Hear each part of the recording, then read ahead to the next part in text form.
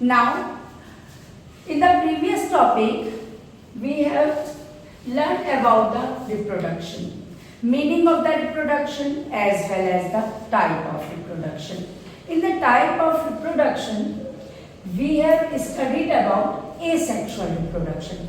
मैंने बताया था बेटा पहले asexual reproduction जिसमें कि केवल only one parent is needed. Now, in today's class, we will start about the sexual reproduction. बच्चों, बट मैं आपको सेक्सुअल रिप्रोडक्शन स्टार्ट करने के पहले एक बता रही हूँ कि किस बेसिस पर पहले हम एनिमल्स को डिवाइड कर रहे हैं, वो जरा सुन लीजिए, उसके बाद मैं बताती हूँ. Animals they are divided into the on the basis of the reproduction ये डिवीजन है. One type is the oviparous. Oviparous animal. Oviparous, what do you understand by the oviparous? The organism. तो बेटा oviparous organism में हम क्या पढ़ेंगे? Oviparous, these are the organisms or the, you have to say, animals which lay eggs. Which lay eggs. ठीक है. It means यहाँ पर वो एनिमल्स आ गए बेटा जो एग्स ले करते हैं. एग्जाम्पल बहुत सारे हमारे पास आ गए. रेप्टाइल्स जितने भी हैं, ये सारे रेप्टाइल्स हमारे एग ले करते हैं. Many of the amphibians also, जिसमें आप अगर हम एग्जाम्पल दे दें, फ्रॉग है, तो ये क्या है आपका, बर्ड्स हैं, सब एग ले करते हैं बेटा. तो ये किसमें हो गए? ओविपेरस में.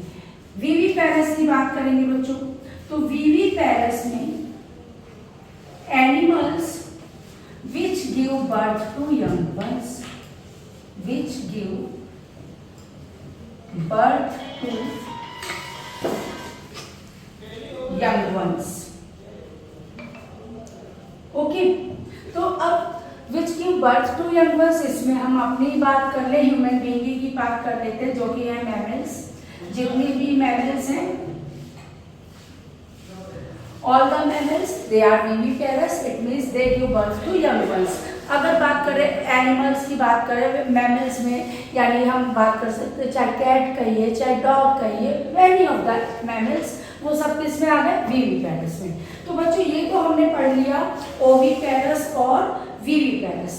अब यहाँ बच्चों एक अब बात करेंगे हम सेक्सुअल रिप्रोडक्शन की. ये नोट कर लीजिएगा बच्चों difference oviparous and viviparous animals का. Now I am going to start about the sexual reproduction. हमने प्रीवियस क्लास में पढ़ा था एसेक्सुअल में only one parent is needed. अब मैं बात कर रही हूँ जब सेक्सुअल रिप्रोडक्शन की, तो in sexual reproduction both the parents are needed. Both the parents are needed. Means here the male gamete as well as the female gamete. Male gamete की बच्चों बात करते हैं. Male gamete, that one is the sperm. And when we talk about the female gamete,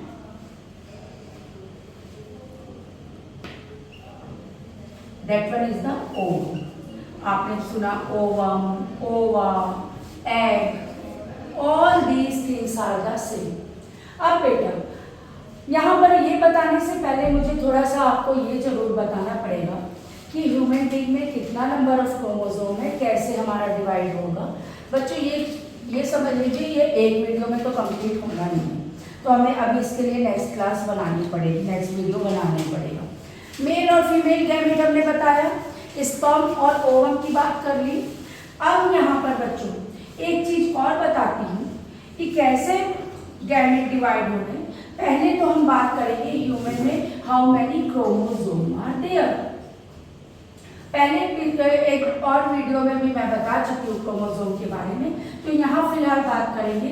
तो यहाँ हमारे 22 autosomes होते हैं, 22 पेयर ऑटोसोम्स होते हैं बेटा, 23rd pair, that one is the sex chromosome. Sex chromosome. Now, when we talk about the male or the female, तो male या फीमेल की बात करेंगे बेटा, तो जो सेक्स क्रोमोसोम है, in case of the male that is XY, in case of female it is XX. इतना क्लियर हुआ? इसका स्क्रीनशॉट ले लीजिए या इसको नोट कर लीजिए बेटा, फिर मैं आगे बताती हूँ. 22 pair autosomes, 23rd pair sex chromosome. Pair में बोलेंगे तो 22 यानी टोटल 23 पेयर होंगे. नंबर में बोलेंगे तो it will be the 46 in number. Now we will move forward. अब मैं बात करती हूँ आगे कैसे फर्टिलाइजेशन हो रहा है. फर्स्टली मैंने बताया 22 तो बेटा ऑटोसोम ही है, इसके लिए मैंने A यूज कर लिया. ठीक है. अब मेल के केस में क्या बताया? मेल के केस में XY है, फीमेल के केस में XX है. बच्चे कभी भी जब फर्टिलाइजेशन होगा तो फर्टिलाइजेशन या तो X का होगा, मेल के केस में तो मैंने बताया दोनों प्रेजेंट है, फीमेल के केस में XX है. अगर X होगा तो यहाँ पर XX बना, that one is the daughter. Process कहलाएगा ये fusion of male and female gamete, process कहलाएगा ये फर्टिलाइजेशन. फर्टिलाइजेशन. अब या तो आपका Y अगर हुआ XY में तो दैट वन इज द सन. ठीक है. अब एक ही मैंने इसमें केवल बताने के लिए आप लोगों को बताया है कि अगर इस तरह से फ्यूजन होता है तो कैसे क्या फॉर्म होगा, डॉटर या सन. लेकिन बच्चों कभी भी फ्यूजन, ये दोनों फ्यूजन एक साथ नहीं होंगे. स्क्रीनशॉट ले लो बच्चों. कभी भी ये दोनों फ्यूजन एक साथ नहीं होंगे.